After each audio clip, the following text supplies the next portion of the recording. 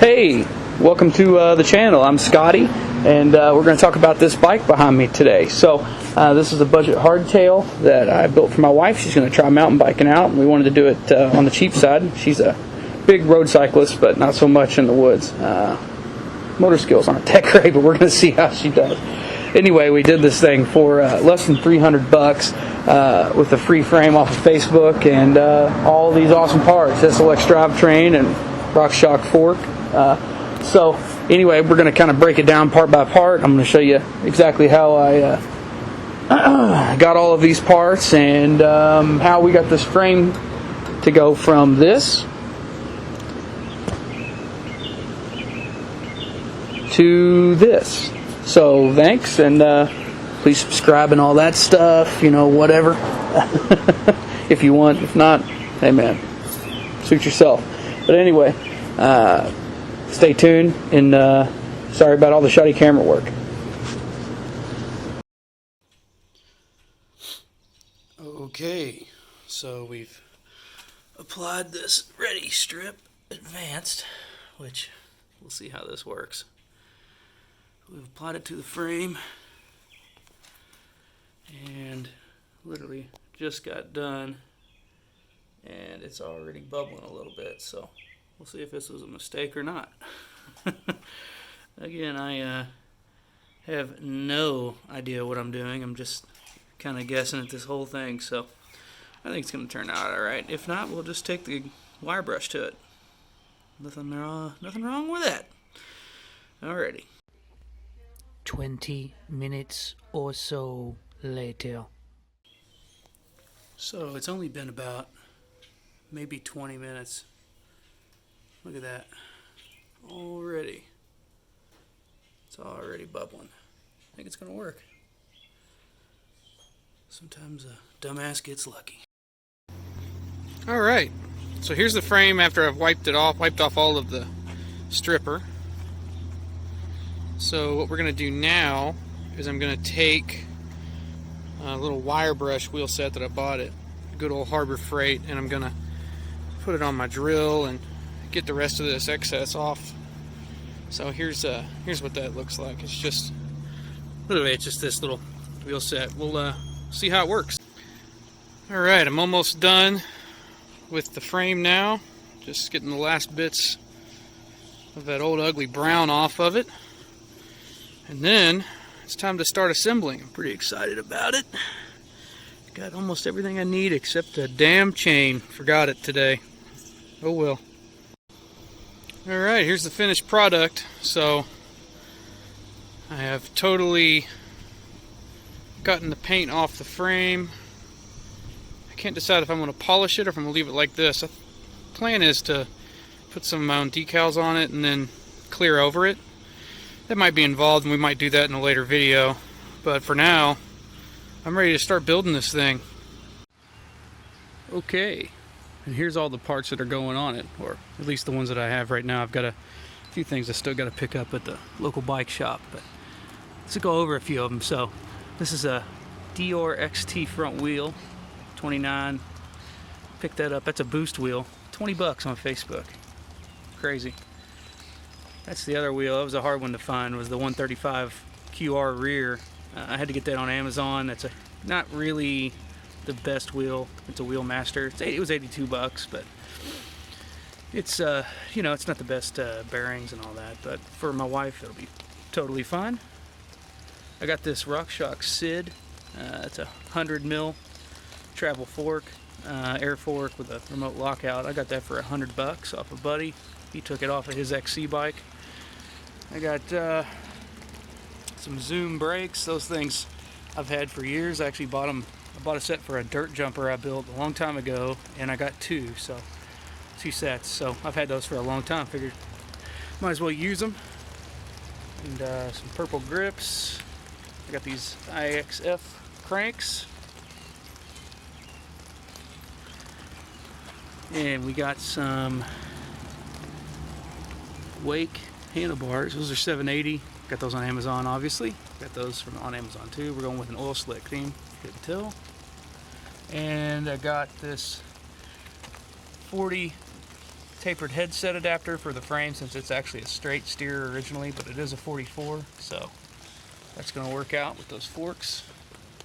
Got that for 50 bucks. That was a screaming deal.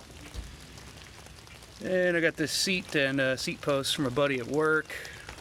Just keeping this on a serious budget. So it's a titanium seat. It's going to be pretty sweet. And then I've got some used Continentals that I'll be putting on the bike for now. I'm going to probably get something newer, but this is just to get her rolling. So anyway, that's what we're working with right now. And I'll see you in the rest of the video. Sorry for my handheld camera here, but I'm going to show you what I'm putting on. So this is the Cane Creek, if I can let it focus there. This is the Cane Creek, I believe it's a EC 40-44. Let's see exactly what it's called over here. So, alright, here we go. Cane Creek ZS44, EC 4440 to tapered. Okay, so this is a straight head tube, but it is this 44 is what they call this. So you can actually put a tapered fork on it if you find this exact headset. They are hard to find. I think they're usually like $100 or something like that, but I actually got this for like 45 on Amazon. So we're gonna get it on. I'll show you my homemade tool to put this in. So let me get it all put together and we can tighten it down. Alright, so here's my homemade little headset tool. I didn't want to spend all that money because I don't do this that often. So I went to Menards in town. I spent about $6 on this, just a piece of all thread with a couple 5/8 bolts and some washers. So I'll tighten it down and I'll show it to you once it's set in place. Okay, so I've got the Rockshox Sid that I got off my buddy Joe installed. 100 mil air fork, awesome for $100. And unfortunately though, it did come off of an XC bike and the stem was crazy short. So it was like literally a centimeter too short for my stem. So luckily I had this extender off of an old road bike that fit right on it. So we're still going to be in business. It's going to be a little ugly because that stem's going to stick way up in the air, but shouldn't be too bad. The Cane Creek 40 went on without a hitch. No issues there. I did have to use a rubber mallet to my little handmade tool to put the headset in. Was not the best, but it got the job done. Anyway, on to the next. Alright, now the stem's on. So I've got these carbon fiber spacers, but this extender that I've got on here, I've got to find the cap for it, so I can't put those spacers on yet. But look at that stem. I think it's pretty sick, huh? So now it's time for some handlebars.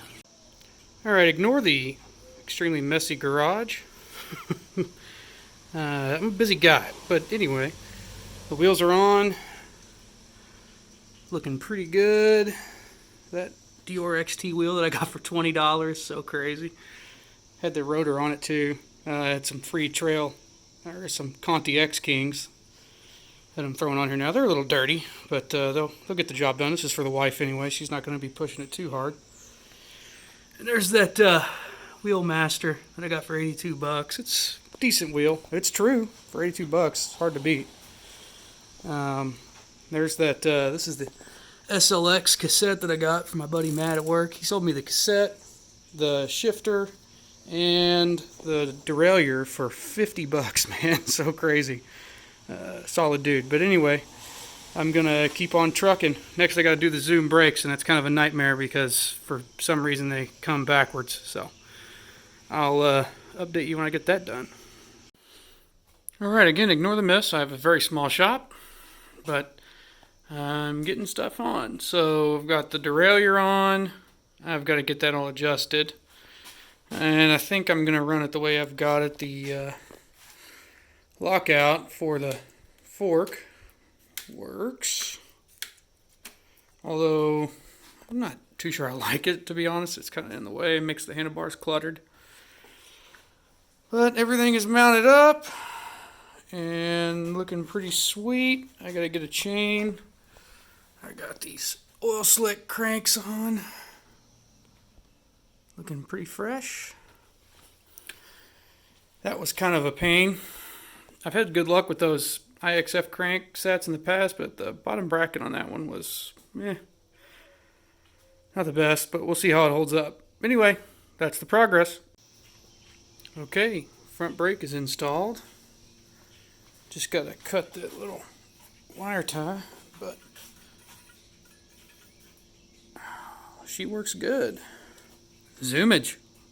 Wonder how it'll fit on the trail. Guess we'll have to find out. Alright, there it is, just waiting for a chain. So we'll be riding it soon. As soon as I get a chain on it, we get some weather. It's been off and on, rather raining here in southern Indiana. So that's the SLX derailleur. She's all lined. I ended up changing how I routed that cable, so that's a lot better. We got some sweet grips from Amazon. They're actually really good. They feel a lot like ODI Pro Elites. So I'm pretty excited to try them out. Anyway, there's that sweet stem. She's pretty dope looking. I think the wife's got a little ripper here. This thing is light too. I'm so used to a full size. I've got a Ibis Ripmo Carbon V2.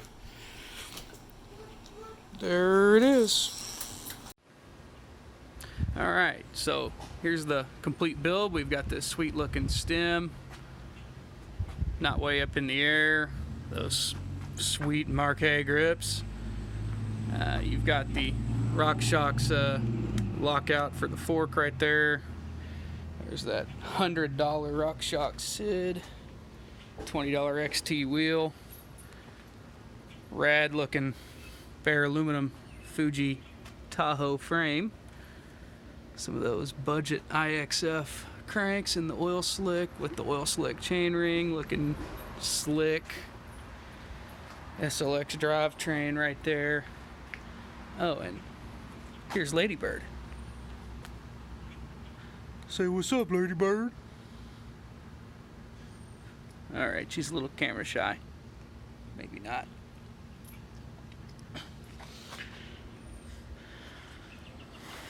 So anyway, that is the build.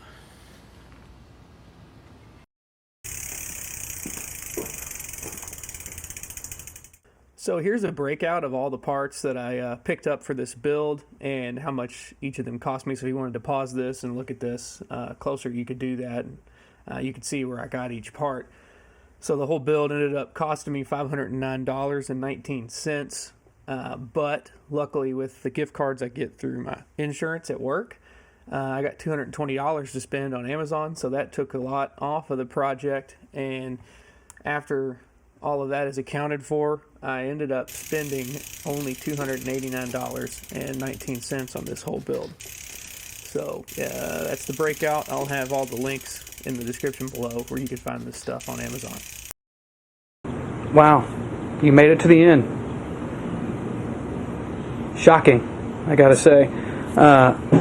Sorry again for all that terrible camera work and all that stuff, but it really is a pretty sweet bike. So stay tuned in the coming weeks. We're gonna probably do some action shots of the wifey on this thing out in the woods as soon as I can. As soon as it dries up out here in the swamp of Louisville, Kentucky. So as soon as it dries up, we'll get her out there, and we're gonna do some more content, some vintage motocross stuff. I got a 93 CR250. We're gonna get ready for Vintage Days up at Mid-Ohio, and it's gonna be a lot of fun. We'll probably do some content up there as well. So if you're into vintage motocross, if you're into mountain biking, if you're into budget mountain biking in particular, like this build, stay tuned. We're gonna be doing a lot of stuff like this. So thanks for watching. Please subscribe and all that stuff, and check you later.